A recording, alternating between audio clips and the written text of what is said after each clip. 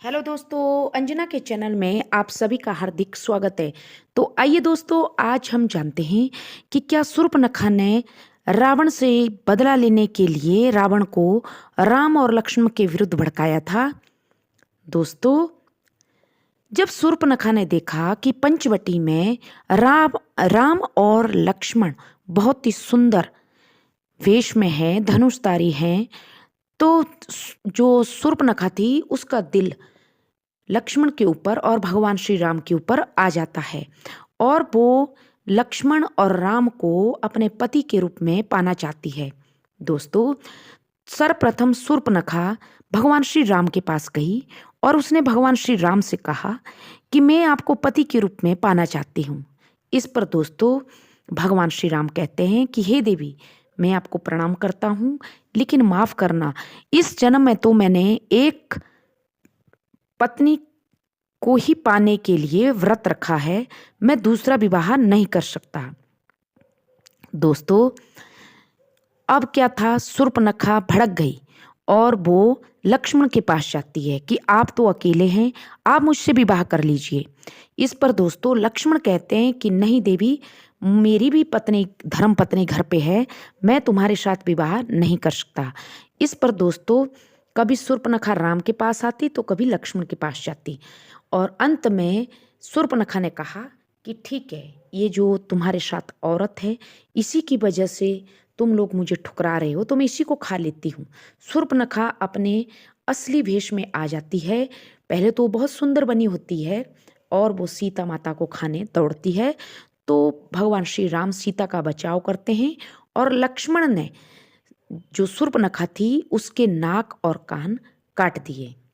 दोस्तों, अब जैसे ही शूर्पणखा नाक कान से कटी हुई अपने आप को शर्मिंदा महसूस करती है तो वो दौड़कर कटे हुए नाक कान लेकर अपने भाई दशानन रावण के पास जाती है और कहती है कि देखो भाई, आप तो इस पृथ्वी के सर्वप्रथम योद्धा हैं और आप दशानन हैं, फिर भी आपकी बहन के देखो नाक और कान काट दिए।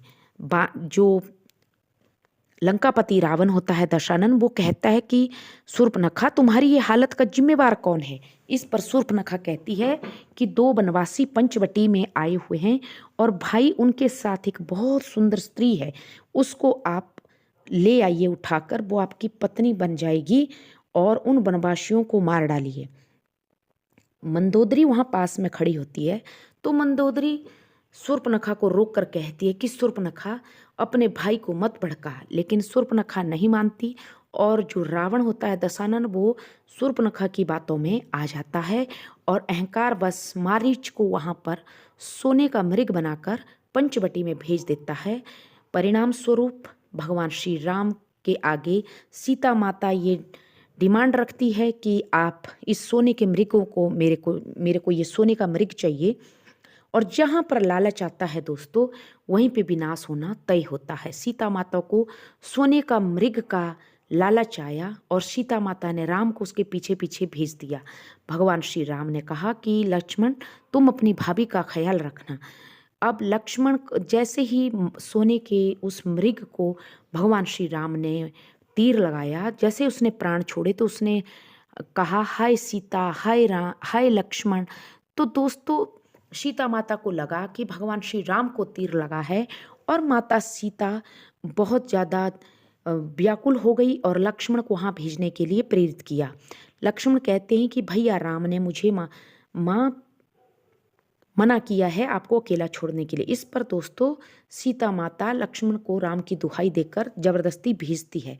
तो लक्ष्मण रेखा खींच कर जाते हैं कि माता, फिर इसके बाहर आप मत जाना। उसी समय दोस्तों जैसे लक्ष्मण जाता है, जो रावण होता है वो पूरा दृश्य एक पेड़ के पीछे छुप कर देखता है। आप सब ने रामायण काल में देखा होगा। और वो माता सीता पर नज़र रखता है और जैसे ही लक्ष्मण वहाँ से पधारते हैं, जो दशानन रावण होता है भेष बदलकर साधु के भेष में आता है। माता सीता दयालु थी, माता सीता का फायदा उठाता है दयालुपनता का कि मुझे भिक्षा चाहिए, मैं बहुत भूखा हूँ। माता सीता जैसे उस लक्ष्मण रेखा के अंदर से देने की कोशिश करती है तो रावण का पैर जलने लगता है। तो वो कहता है कि भिक्षा देनी है तो इस लाइन के, इस रेखा के बाहर आए।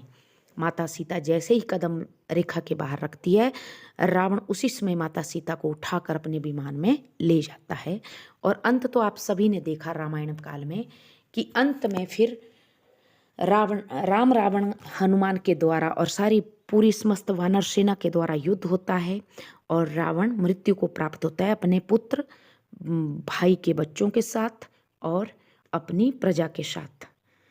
और इस प्रकार दोस्तों शूर्पणखा को मंदोदरी अंतिम बार में कुलक्षणी कहकर कहती है कि तुम एक ऐसी कुलक्षणी बेटी थी जिसने अपने मायके का सत्यानाश करा दिया। तो ये थी दोस्तों शूर्पणखा की कहानी। शूर्पणखा का मकसद रावण को भड़काना था और रावण का युद्ध करवाना था और माता सीता को उठवाना था। आशा करती हूँ आपको ये कहानी पसंद आई होगी, तो please subscribe my channel. Thank